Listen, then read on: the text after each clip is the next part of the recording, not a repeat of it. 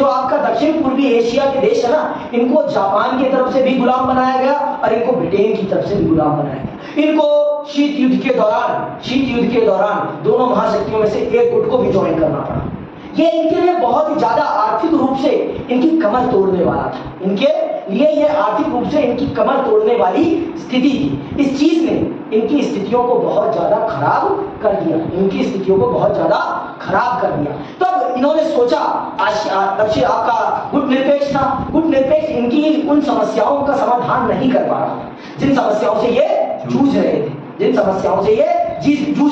अपने क्षेत्रीय देशों के साथ इनके अच्छे संबंध नहीं थे, ये आपस में लड़ रहे थे और इस चीज को समाप्त करने में आपका गुट निरपेक्ष आंदोलन उस प्रकार की भूमिका नहीं निभा पा रहा था। जिस कारण से इन्होंने सोचा कि अगर हमें हमारी समस्या का समाधान करना है तो हमें खुद इसके लिए कदम उठाने पड़ेंगे।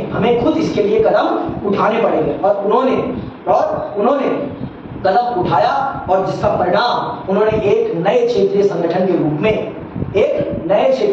रूप में परिभाषित किया, जिसे आप आज किस नाम से जानते हैं? आज उसे आप आसियान के नाम से जानते हैं। तो सुनना ध्यान से आसियान की कहानी।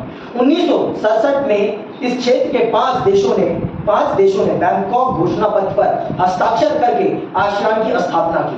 1967 में इस क्षेत्र के 5 देशों ने बैंकॉक घोषणा पत्र पर हस्ताक्षर करके आसियान की स्थापना की। ये देश थे इंडोनेशिया, मलेशिया, फिलीपींस, सिंगापुर और थाईलैंड। तो इन 5 देशों को आसियान का संस्थापक देश कहा जाता है। इन 5 देशों को आसियान का संस्थापक देश कहा जाता है। किनको? इंडोनेशिया को, मलेशिया को, फिलीपींस को, सिंगापुर को और थाईलैंड को। किस घोषणा पत्र के अंतर्गत आपके आसियान की स्थापना हुई है? बैंकॉक घोषणा पत्र के अंतर्गत इन 5 देशों ने इसकी स्थापना की।